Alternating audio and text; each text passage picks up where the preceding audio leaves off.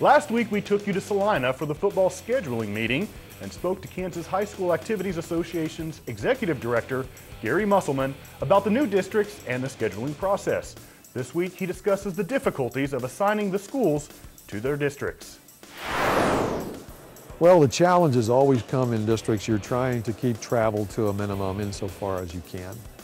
But leagues also want us to give them consideration that they would like to play everybody in their league schedule because they'd like to try to crown a league champion. That's not always possible. So some of the difficulty that Rick Bowden and I have as we try to finalize these maps and assignments is to try to, and we know every school's league affiliation, we know how many schools are in their league, and we know if they're going to be able to all play each other or not.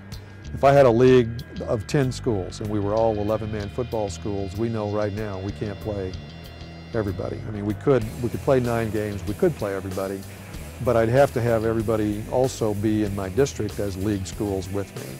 So sometimes the fact that leagues want to remain together or leagues ask us to please split us apart so that we can get more games and fill our total schedule, those become almost mutually exclusive variables.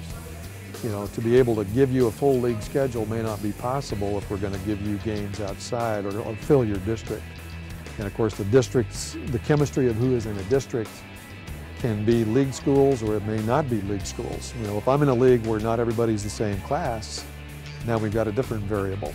So that becomes just virtually, it's an impossible task to say we're going to have a schedule that lets everybody play a full league schedule and play your district. At some point, ultimately, you have to say, if one thing is more important than the other, which is it?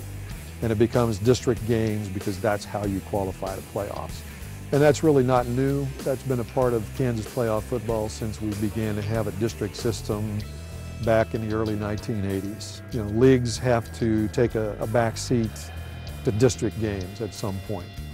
Not always. Sometimes the perfect works out and you can play both and it works great.